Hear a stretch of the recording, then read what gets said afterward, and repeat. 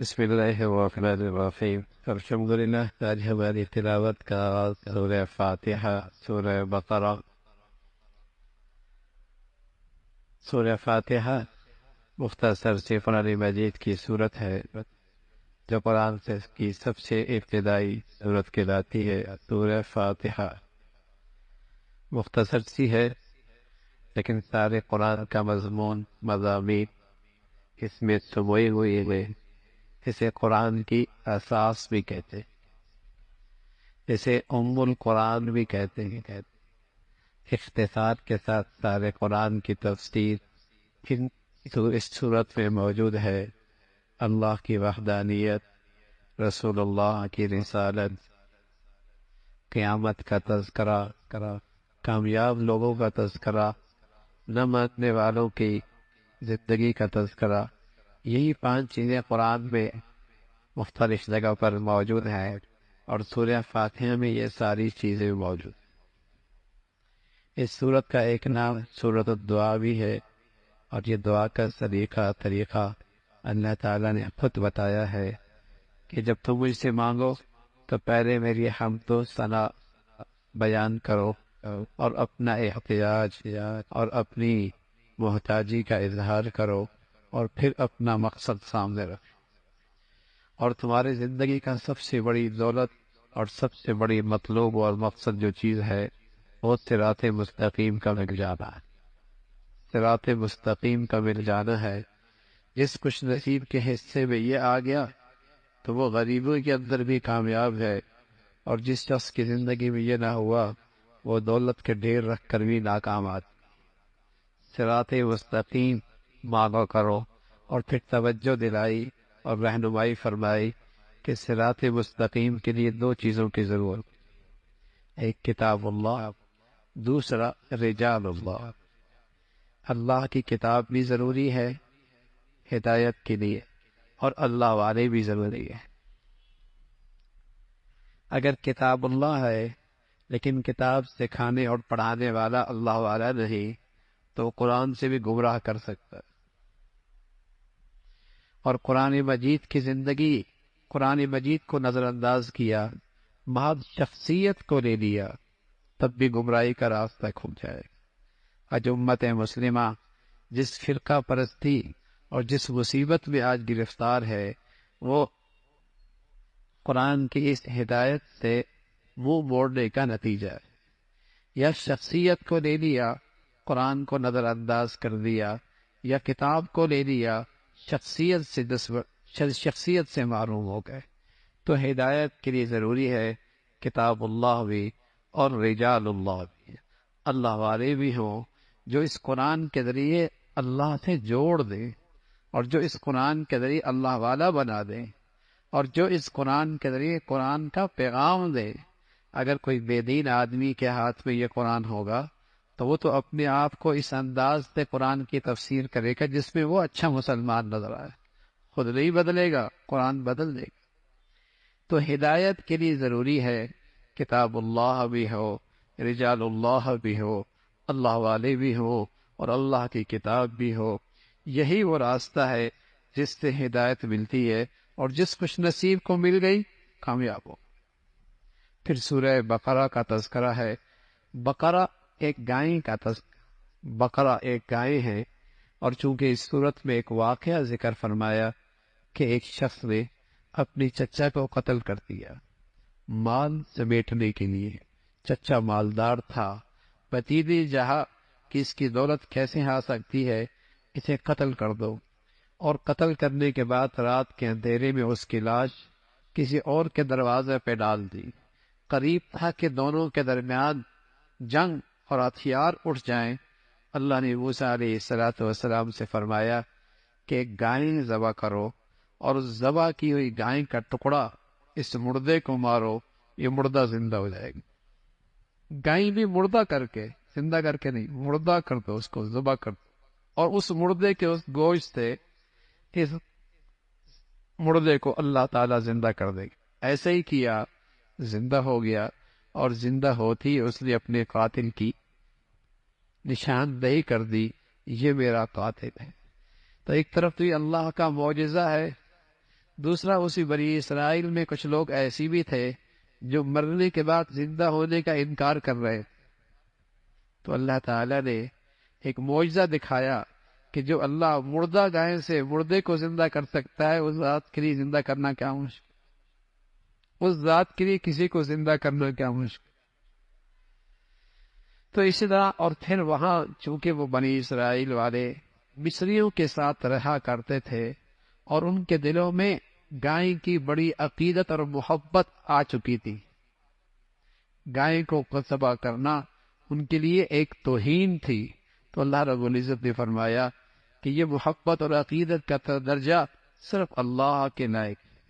کسی مخلوق کے لیے ایسی عقیدت اور محبت جو اللہ کے شاعر شان ہے، یہ تو شرک ہے، یہ تو ساری اللہ کی مخلوق ہے، اس کو ذبح کرا کے اس عقیدے کا بھی ازالہ کیا اور اس عقیدے کی بھی نفی کی۔ تو سورہ بقرہ کسی نسبت سے اس سورت کا نام بقرہ ہے، اور اس کے آغاز میں اللہ کے کلام قرآن مجید اس کی عظمت کا تذکرہ ہے، اس میں شک نہیں، اس کے احکامات میں اور اس کے پیغام میں اور اس کی ہدایت میں کوئی شک نہیں۔ اگر کوئی شک کرتا ہے تو وہ تو اس کی اپنی دماغ کی خرابی ہے، اس کی اپنی دماغ کی خرابی ہے، ورنہ قرآن مجید اللہ کا ایسا محکم دستور زندگی ہے جس میں کوئی شک کی گنجائش نہیں، اور اللہ سے ڈرنے والوں کے لیے اس میں ہدایت ہے۔ تین مختلف لوگوں کا تذکرہ فرمایا جو انسانوں کی تقسیم ہے، تین مختلف قسم کی۔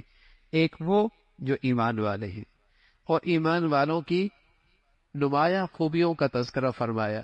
وہ کیا ہے ایمان والوں کی نمایاں خوبیاں؟ وہ غیب پر ایمان رکھتے ہیں۔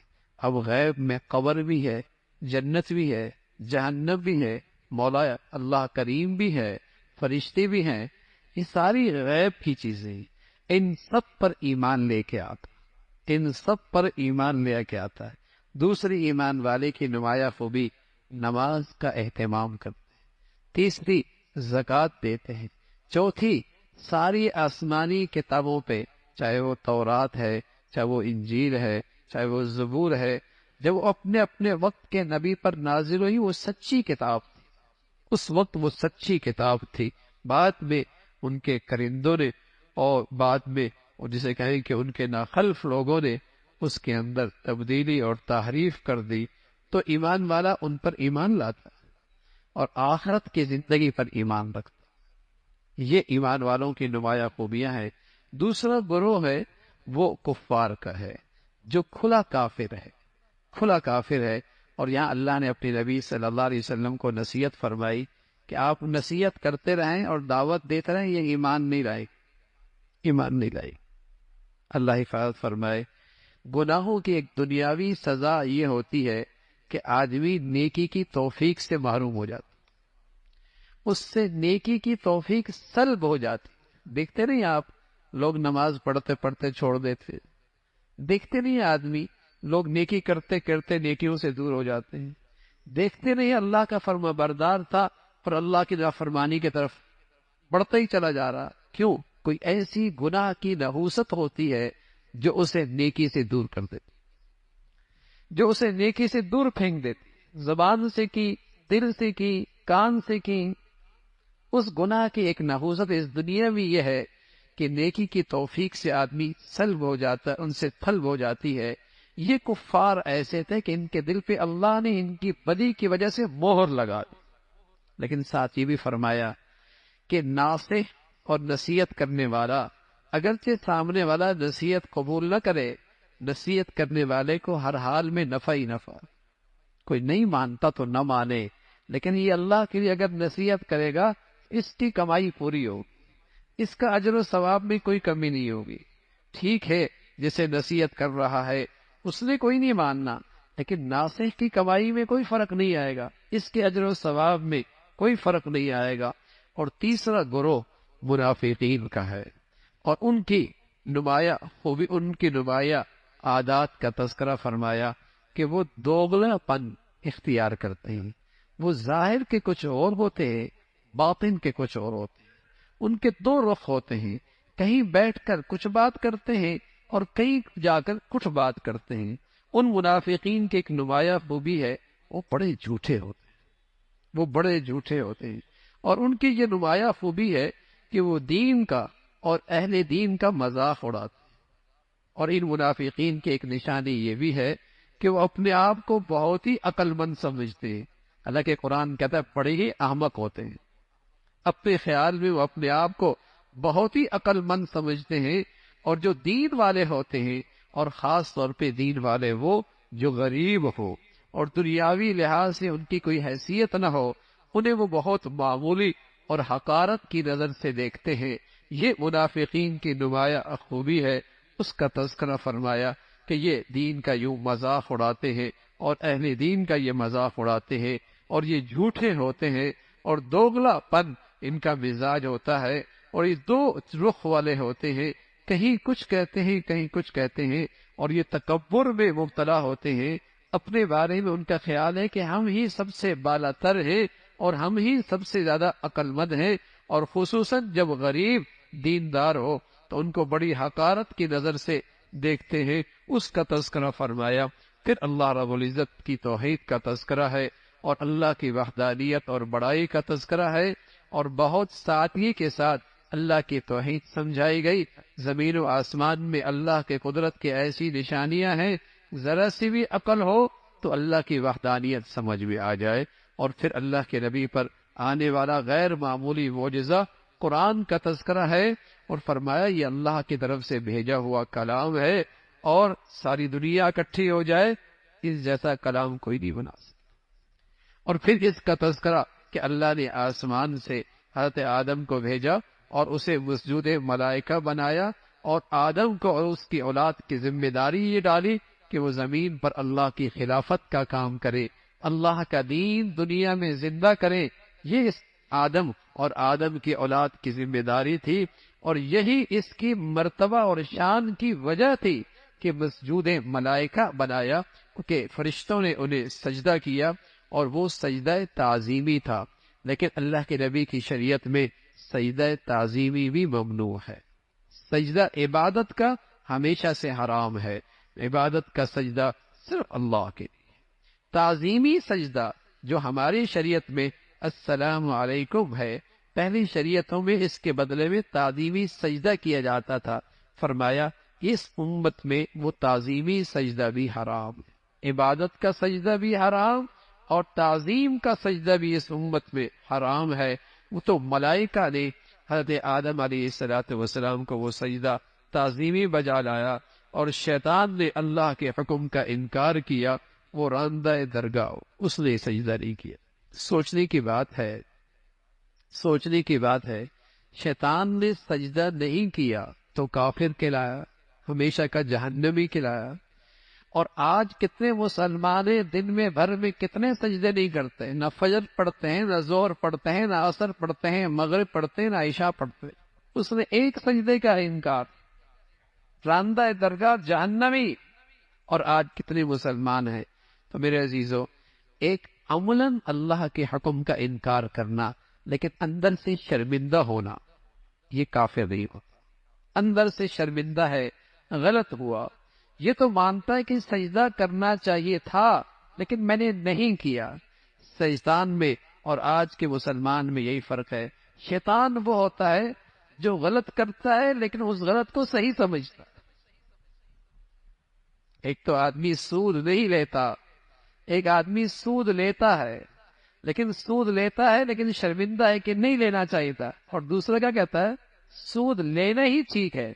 دونوں میں بڑا فرق ہے۔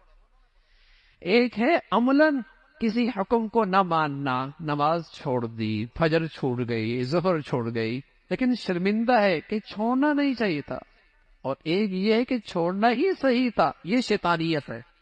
آج بدقسمتی سے اس امت میں یہ شیطانیت بھی آتی جا رہی ہے کہ غلط بھی کر رہے ہیں اور اسے صحیح بھی کر رہے ہیں۔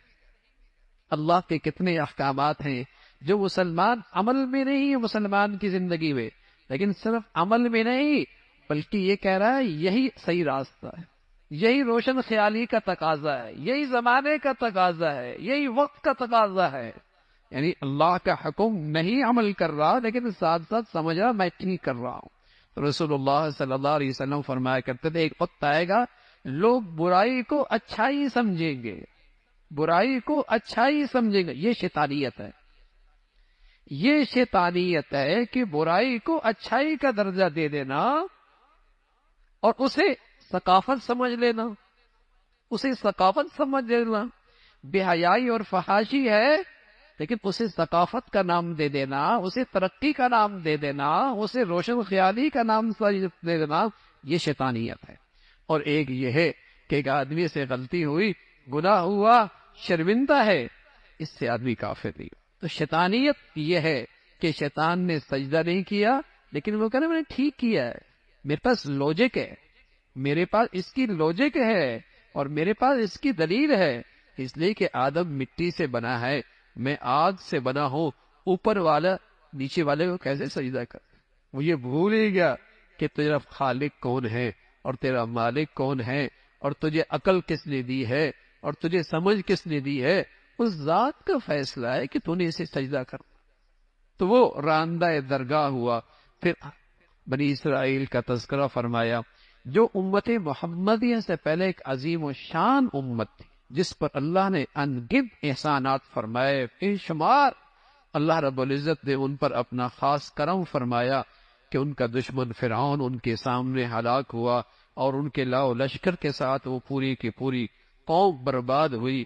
اور اللہ رب العزت نے اس بنی اسرائیل کو اس سے آزادی دی، نجات دلائی، اور پھر پتھروں کے اندر سے ان کے لیے چشمے جاری ہو گئے، آسمان پر بادل ان کے لیے سایہ بن گئے، آسمان سے ان کے لیے پکے پکائے کھانے اترے، اور ان کی خواہشات اور چاہتے اللہ رب العزت نے کئی بار پوری فرمائی، اور ان کو اللہ رب العزت نے دیگر اقوام پر عزت بخشی.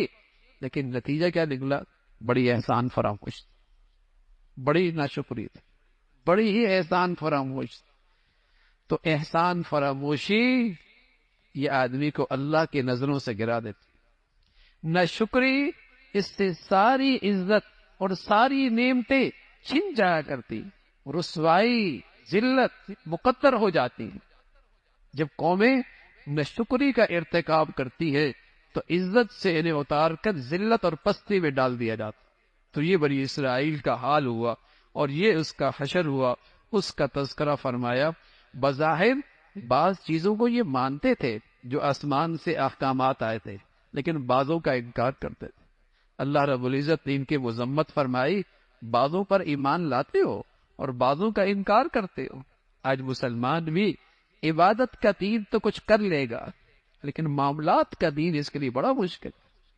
آج مسلمان بھی دو رنگ کا ہے کہ عبادت کا دین تو کچھ اپنا لے گا لیکن معاشرت کا دین اس سے دستبردار ہے. عبادت کے کچھ احکامات تو عمل کر لے گا لیکن معاملات کے احکامات سے دستبردار ہے. تو وَفَتُؤْمِنُونَ بِبَعْضٍ، یہ بیماری پہلی قوموں کے اندر بھی تھی. بعض آسمانی احکامات پہ عمل کرتے تھے اور بعضوں کا انکار کرتے تھے. اس کی مذمت فرمائی اور پھر ان کا تذکرہ فرمایا. مسلمانوں کو تنبیہ اور خبردار کیا کہ دیکھو یہ اہل کتاب اور یہ کفار، ان کی دلی چاہت ہے کہ تم اپنے دین سے دستبردار ہو جاؤ. ان کی دلی خواہش ہے کہ تمہیں یہ اللہ سے دور کر دے اور گمراہ کر دے. یہ ان کی دلی چاہت اور خواہش ہے اور یہ انہیں اپنے اوپر ناز بھی ہے کہ ہم چونکہ یہودی ہیں اور ہم چونکہ نصرانی ہیں جنت میں ہم ہی نہیں جانا ہے. اللہ رب العزت نے فرمایا جنت کسی نسلی مسلمان کے لیے نہیں ہے اور نہیں کسی یہودی اور نصرانی کے لیے. جنت تو اس کے لیے جو ایمان لائے کے آیا اور ایمان کی زندگی اختیار کی. محض مسلمانوں کے گھر میں پیدا ہونے والا نسلی مسلمان جنت اس کے لیے بھی نہیں ہے، نہ یہودی کے لیے نہ نصرانی کے لیے. جنت تو ایمان کے ساتھ ہے اور ایمان کی زندگی کے ساتھ ہے، ایمان کے ساتھ ہے اور ایمان کی زندگی کے ساتھ ہے. اس کا تذکرہ فرمایا. اور پھر یہود و نصارہ یہ آپس میں ایک دوسرے پہ الزامات لگایا کرتے تھے اور ان کے اندر ناجائز جادو کا بڑا رواج تھا. ایسا جادو سیکھا کرتے تھے جس سے میاں بیوی کے درمیان تفریق پیدا کرنا اور ان کے گھروں کو اجاڑنا اور جدا کر دینا، اس کی مذمت فرمائی ہے۔ اور پھر حضرت ابراہیم علیہ الصلوۃ والسلام کا تذکرہ، اللہ نے ابراہیم علیہ الصلوۃ والسلام کا جو وہ مرتبہ عطا فرمایا، فرمایا ابراہیم بہت سارے امتحانوں میں کامیاب ہوئے، ان کی زندگی میں بڑی بڑی آزمائش اور امتحانات آئے، لیکن یہ ہر امتحان میں پورا اترے اور اللہ کی رضا میں اپنے آپ کو ہمیشہ سرخم تسلیم کیا، اس کا تذکرہ فرمایا۔ پھر ابراہیم علیہ الصلوۃ والسلام اور ان کے بیٹے اسماعیل نے بیت اللہ کی تعمیر فرمائی، اور اتنے عظیم الشان کام کرنے کے بعد بارگاہ خداوندی کے سامنے ہاتھ پھیلا کر کہتے ہیں اے اللہ قبول بھی فرما لے۔ اچھے اور نیک آدمی کی یہی شان ہوتی ہے، بڑے سے بڑی نیکی کرتا ہے لیکن اپنے خیال میں اسے بڑی نہیں سمجھتا، اللہ سے کہتا ہے اب قبول کر لے تو مولا تیری مہربانی ہو، اب تو قبول فرما لے تو تیری مہربانی ہوگی۔ یہی نیک آدمی کی علامت ہے، اور یہی کسی نیکی کی قبولیت کی نشانی ہے۔ ابراہیم علیہ الصلوۃ والسلام کی دعا ہے جو انہوں نے کی، اور پھر اللہ نے محمد رسول اللہ کی شکل میں وہ دعا قبول فرمائی، اور امت مسلمہ کی شکل میں آپ کی دعا کا نتیجہ نکلا، اور آپ علیہ الصلوۃ والسلام کی رسالت اور آپ کا دنیا میں آنے کے خاص مقاصد، قرآن کے الفاظ سکھانا، قرآن کا علم عطا کرنا، اور دلوں کو گناہوں کی گندگی سے، شرک سے، نفاق سے، گندگیوں سے پاک کرنا، یہ آپ کی دنیا میں رسالت کے خاص مقاصد تھے۔ اس لیے وہ بڑے نادان ہیں جو یہ کہتے ہیں صرف قرآن کے الفاظ پڑھنے پڑھانے سے کیا فائدہ۔ وہ بڑے نادان ہیں جو یہ سمجھتے ہیں کہ صرف قرآن کے الفاظ پڑھنے پڑھانے سے کیا فائدہ۔ نبی علیہ الصلوۃ والسلام دنیا میں صرف الفاظ پڑھانے کے لیے بھی آئے تھے، اس لیے کہ قرآن کے الفاظ ایک نور ہے جو اللہ کے اندر سے نکلا، جس کی زبان پہ آیا گویا کہ اس کی زبان پہ اللہ کا نور آیا۔ اللہ نے بغیر سمجھے بھی اس کے اندر نور رکھا ہے، اور اس کا اجر و ثواب رکھا ہے۔ ہاں، سمجھنا اور سیکھنا کسی نیک اور اللہ والے سے یہ بڑی سعادت کی بات ہے، لیکن ساتھ ساتھ اخلاق کی تربیت بھی ہو، ساتھ ساتھ اخلاق کی تربیت بھی ہو، یہ بھی اللہ کے نبی صلی اللہ علیہ وسلم کے مقاصد نبوت میں سے تھے۔ اور پھر فرمایا ایک ماں باپ اپنی اولاد کو سب سے بڑی جو دولت دے سکتے ہیں وہ دین اور دین کی تربیت ہے۔ ایک ماں باپ جو اپنی اولاد کو سب سے بڑی دولت دے سکتے ہیں وہ دین اور دین کی تربیت اور اخلاق کی تربیت ہے۔ یہ کسی اولاد کو مل گئی تو باپ کی طرف سے بڑا تحفہ اور بڑی دولت مل گئی، اور کسی کی اولاد کو یہ دولت مل گئی تو اس ماں باپ کی خوش نصیبی کہ اللہ نے اس کی اولاد کے لیے اس دولت کو مقدر فرمایا۔ یہ بڑی دولت ہے، اسی کا تذکرہ کہ پیغمبر بھی اپنی اولاد کے لیے دین کی اور اخلاق کی تعلیم اور تربیت کی فکر کیا کرتے تھے۔ دنیا سے جا رہے ہیں انہیں اپنی اولاد کی فکر کیا ہے کہ میرے مرنے کے بعد کئی دن دین سے دور تو نہیں ہو جاؤ گے۔ دنیا سے جاتے جاتے بھی انہیں اپنی اولاد کی یہی فکر کھائی جا رہی، حالانکہ پیغمبر کا گھر ہے، اور پیغمبر بھی ایسا جس کے والد بھی نبی، جس کے دادا بھی نبی، جس کے چچا بھی نبی، بتائیے کتنا پاکیزہ خاندان ہوگا، لیکن پھر بھی اسے فکر ستا رہی ہے کہ دین پہ زندگی گزارنا۔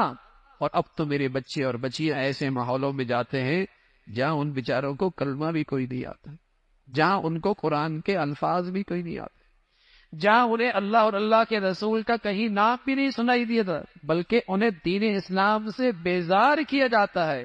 لیکن بدقسمتی ہے آج کا مسلمان اس بے دینی کے ماحول میں بھی اپنے اولاد کے معاملے میں فکر مند نظر نہیں آتا، فکر مند نظر نہیں آتا۔ تو دور اندیشی اور عقل مندی یہ ہے کہ اپنی اولاد کی دین اور اخلاق کی تربیت ہمیشہ نصیب ہو۔ پھر فرمایا اللہ کے دین کا ایک رنگ ہے، اگر یہ آ جائے تو وہ رنگ اس کی زندگی میں نظر آتا ہے، وہ اس کی زندگی میں نظر آتا ہے۔ پھر قبلہ کا تقبیر قبلہ کا تذکرہ فرمایا۔ مسلمانوں کا پہلے قبلہ بیت المقدس تھا، پھر حضور علیہ الصلوۃ والسلام کی دلی چاہت تھی کہ ابراہیم علیہ الصلوۃ والسلام کا جو قبلہ بیت اللہ ہے وہ میرا بھی اور میری امت کا ہو۔ اللہ رب العزت نے وہ چاہت اور وہ خواہش آپ کی پوری فرمائی، بیت اللہ آپ کا قبلہ ہوا۔ اس پر یہودیوں نے بڑا پروپیگنڈا کیا کہ پہلے کی نمازیں ٹھیک ہے یا اب کی نمازیں ٹھیک ہے، تو اللہ رب العزت نے فرمایا پہلے بھی اللہ کے حکم کی تعمیل ہو رہی تھی، اب بھی اللہ کے حکم کی تعمیل ہو رہی ہے۔ اصل چیز تو اللہ کا حکم پورا اصل چیز تو اللہ کا حکم پر پورا کرنا ہے۔ اور مسلمانوں کو تلقین فرمائی کہ مذہبی بحث مباحثہ جو فضول ہو، ہاں، اس سے پرہیز کی جائے۔ ایسی مذہبی بحث مباحثہ جس کا کوئی مقصد فضولیات، اس سے ہمیشہ پرہیز رکھی جائے، اس کا تذکرہ اور ایمان والوں کو تلقین فرمائی کہ نماز سے اور صبر سے اللہ کا قرب حاصل کرو، اللہ کی مدد حاصل کرو، تمہیں مشکلات کے اندر بھی آسانی ہوگی، اور کوئی مصیبت آئے تو انا للہ و انا الیہ راجعون، اس کے مفہوم کو سمجھ کے اگر کہو گے تو تمہیں دل میں سکون ملے گا، تمہیں ایک اطمینان نصیب ہوگا۔ اس کا تذکرہ، پھر اللہ کی بڑائی اور اللہ کی بڑائی کا تذکرہ اور اس کے قدرت کے مختلف مظاہر کا تذکرہ ہے۔ اور ایمان والوں کو تلقین فرمائی ہمیشہ حلال کھاؤ، پاکیزہ کھاؤ، اور جو چیزیں اللہ نے حلال کی ہیں اسی کے اندر تمہارے لیے خیر ہے، اور جن چیزوں کو اللہ نے حرام کیا ہے جیسے خنزیر ہے اور ایسی غیر اللہ کے نام پہ نظر و نیاز ہے، ایسی بہنے والا خون ہے، یہ سب چیزیں حرام ہے۔ ان لوگوں کی مذمت فرمائی جو اللہ کے دین کی بات اور حق سچ کی بات صرف دنیاوی مقاصد اور اغراض کے لیے اس کو چھپا لیا کرتے ہیں، یا دنیا کی خاطر اپنی دین کو نظر انداز کرتے ہیں، ان کی گمراہی اور ان کی سزا کا تذکرہ ہے۔ اللہ رب العزت ہمیشہ دین کی سمجھ اور دین کی زندگی نصیب فرمائے۔